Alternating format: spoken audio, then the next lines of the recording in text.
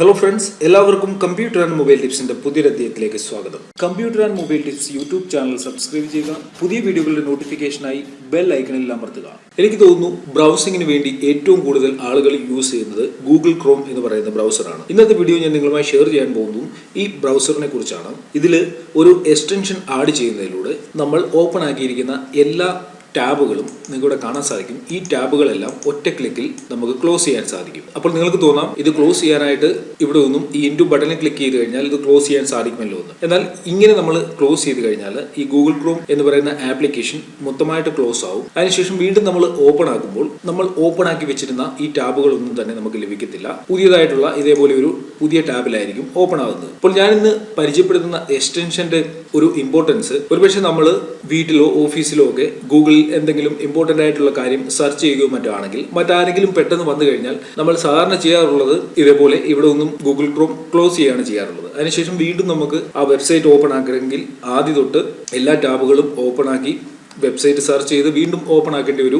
ബുദ്ധിമുട്ടുണ്ടാവും. എന്നാൽ ഇന്ന് ഞാൻ പരിചയപ്പെടുത്തുന്ന എക്സ്റ്റൻഷൻ നിങ്ങൾ ഉപയോഗിക്കുകയാണെങ്കിൽ വളരെ ഈസി ആയിട്ട് നിങ്ങൾ തുറന്നു വെച്ചിരിക്കുന്ന എല്ലാ ടാബുകളും നിങ്ങൾക്ക് ക്ലോസ് ചെയ്യാൻ സാധിക്കും. അതിനുശേഷം നിങ്ങൾക്ക് ആവശ്യമുള്ളപ്പോൾ വീണ്ടും ആ ടാബ് ഓപ്പൺ ആക്കാനും സാധിക്കും. ഇപ്പോൾ എങ്ങനെയാണ് ഇത് ചെയ്യുന്നതെന്ന് നോക്കാം. അതിനായിട്ട് നിങ്ങൾ ചെയ്യേണ്ടത് ഗൂഗിൾ ക്രോം ഓപ്പൺ ആക്കണം. ഓപ്പൺ ആക്കിയതിനു ശേഷം ഇവിടെ ലെഫ്റ്റ് സൈഡിലായിട്ട് ആപ്സ് എന്ന് പറയുന്ന ഒരു ഓപ്ഷൻ ഉണ്ട്, അതിൽ ക്ലിക്ക് ചെയ്യുക. അതിനുശേഷം വെബ് സ്റ്റോർ എന്ന് പറയുന്ന ഒരു ഓപ്ഷൻ ഉണ്ട്, അതിൽ ക്ലിക്ക് ചെയ്യണം. ഇതിൽ നിങ്ങൾക്ക് ഗൂഗിൾ ക്രോമിന്റെ ഒട്ടുമിക്ക എക്സ്റ്റൻഷനുകളും ലഭിക്കും. ഇവിടെ നിങ്ങൾക്ക് ലെഫ്റ്റ് സൈഡിലായിട്ടൊരു സെർച്ച് ബാർ കാണാൻ സാധിക്കും. അതിന് താഴെയായിട്ട് എക്സ്റ്റൻഷൻ എന്ന് പറയുന്ന ഒരു ഓപ്ഷൻ ഉണ്ട്, തീംസ് എന്ന് പറയുന്ന ഒരു ഓപ്ഷൻ ഉണ്ട്. നമ്മളിവിടെ എക്സ്റ്റൻഷൻ ആണ് ആഡ് ചെയ്യാൻ പോകുന്നത്. എക്സ്റ്റൻഷൻ സെലക്ട് ചെയ്യുക. അതിനുശേഷം സെർച്ച് ബാറിൽ പാനിക് ബട്ടൺ എന്ന് ടൈപ്പ് ചെയ്യുക. അതിനുശേഷം ഓക്കെ കൊടുക്കുക. ഇവിടെ നിങ്ങൾക്ക് കാണാൻ സാധിക്കും ഇവിടെ പാനിക് ബട്ടൺ എന്ന് പറയുന്ന ഒരു എക്സ്റ്റൻഷൻ വന്നിരിക്കുന്നത് കാണാൻ സാധിക്കും. ഇനി നിങ്ങൾ ചെയ്യേണ്ടത് സിമ്പിൾ ആയിട്ട് ഇവിടെ ആഡ് ടു ക്രോം എന്നുള്ള ബട്ടണിൽ ക്ലിക്ക് ചെയ്യണം. അതിനുശേഷം ആഡ് എക്സ്റ്റൻഷൻ എന്നുള്ള ഓപ്ഷനിൽ ക്ലിക്ക് ചെയ്യുക.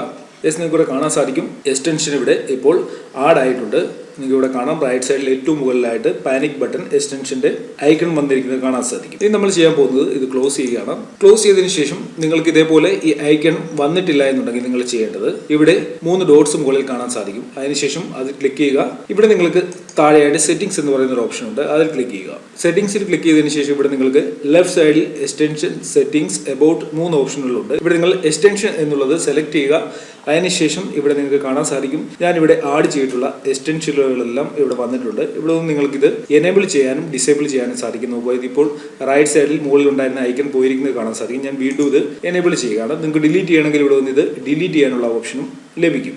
5-6 ടാബുകൾ ഞാനിവിടെ ഓപ്പൺ ആക്കിയിട്ടുണ്ട്. ഞാൻ ഇനിയും ഈ പാനിക് ബട്ടണിൽ ക്ലിക്ക് ചെയ്യുമ്പോൾ എന്താണ് സംഭവിക്കുന്നത് നിങ്ങൾ നോക്കിക്കൊള്ളുക. നോക്കുക, ഒന്നിന് പുറകെ ഒന്നായിട്ട് എല്ലാ ടാബുകളും ക്ലോസ് ആയിരിക്കുന്നത് കാണാൻ സാധിക്കും. നിങ്ങൾക്ക് ഇവിടെ കാണാം ഇവിടെ 6 ടാബുകൾ ക്ലോസ് ആയെന്ന് ഇവിടെ വന്നിട്ടുണ്ട്. ഒരു ഗ്രീൻ കളറിലായിട്ടുണ്ട്. പാനിക് ബട്ടന്റെ ഐക്കൺ ഇവിടെ ഗ്രീൻ കളറിലായി. അതിനുശേഷം എത്ര ടാബുകൾ ക്ലോസ് ആയി എന്നുള്ളതും ഇവിടെ എഴുതി വന്നിട്ടുണ്ട്. ഇപ്പോൾ നമ്മൾ ഗൂഗിൾ ക്രോം ക്ലോസ് ചെയ്യാതെയാണ് ഈ ടാബുകളെല്ലാം ഹൈഡ് ചെയ്തത്. ഇനി നമുക്ക് വീണ്ടും ഈ ടാബുകൾ നമ്മൾ വർക്ക് ചെയ്തുകൊണ്ടിരുന്ന പോലെ തന്നെ തിരിച്ചു കൊണ്ടുവരാനായിട്ട് വീണ്ടും ഈ ബട്ടണിൽ ഒന്ന് ക്ലിക്ക് ചെയ്യുക.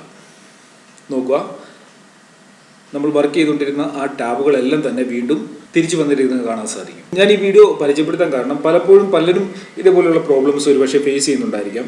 ഒരുപക്ഷെ പേഴ്സണലായിട്ടുള്ള എന്തെങ്കിലും കാര്യങ്ങൾ സെർച്ച് ചെയ്യുമ്പോൾ അല്ലെങ്കിൽ മറ്റാരും കാണരുതെന്ന് കരുതുന്ന കാര്യങ്ങളൊക്കെ സെർച്ച് ചെയ്യുന്ന സമയത്തൊക്കെ ആരെങ്കിലും വരികയാണെങ്കിൽ പെട്ടെന്ന് നമ്മൾ ചെയ്യാറുള്ളത് ഇവിടെ നിന്ന് നമ്മൾ ഇൻറ്റു ബട്ടണിൽ ക്ലിക്ക് ചെയ്ത് ക്ലോസ് ചെയ്യുകയാണ് ചെയ്യാറുള്ളത്. അപ്പോൾ ക്ലോസ് ചെയ്യാതെ തന്നെ ഇതേപോലെ വളരെ സിമ്പിളായിട്ട് ഈ പാനിക് ബട്ടൺ ഉപയോഗിച്ച് നിങ്ങൾക്ക് എല്ലാ ടാബുകളും ഹൈഡ് ചെയ്ത് കളയാൻ സാധിക്കും. നിങ്ങൾക്ക് വീഡിയോ ഇഷ്ടപ്പെട്ട് കാണുമെന്ന് ഞാൻ കരുതുന്നു. വീഡിയോ ഇഷ്ടപ്പെട്ടിട്ടുണ്ടെങ്കിൽ നിങ്ങളുടെ സുഹൃത്തുക്കൾക്ക് ഷെയർ ചെയ്യണം. അതിനോടൊപ്പം തന്നെ ഈ വീഡിയോയുമായി ബന്ധപ്പെട്ട് എന്തെങ്കിലും ഡൗട്ട്സ് ഉണ്ടെങ്കിൽ വീഡിയോയുടെ താഴെ കമന്റ് ചെയ്യണം. അപ്പോൾ ഇനി ഞാനൊരു വീഡിയോയുടെ അപ്ലോഡ് ചെയ്യാൻ പ്ലാൻ ചെയ്യുന്നുണ്ട്. ഗൂഗിൾ ക്രോമുമായി ബന്ധപ്പെട്ട ഒരു വീഡിയോ, കുറെ ഹിഡൻ ഫീച്ചറുകൾ, ഗൂഗിൾ ക്രോമിന്റെ കുറെ ഹിഡൻ ഫീച്ചറുകൾ ഞാൻ ആ വീഡിയോയിൽ നിങ്ങളുമായി ഷെയർ ചെയ്യാൻ ആഗ്രഹിക്കുന്നുണ്ട്. അങ്ങനെ ഒരു വീഡിയോ നിങ്ങൾക്ക് ആവശ്യമാണെന്നുണ്ടെങ്കിൽ നിങ്ങൾ ഈ വീഡിയോയുടെ താഴെ തീർച്ചയായിട്ടും കമന്റ് ചെയ്യുക.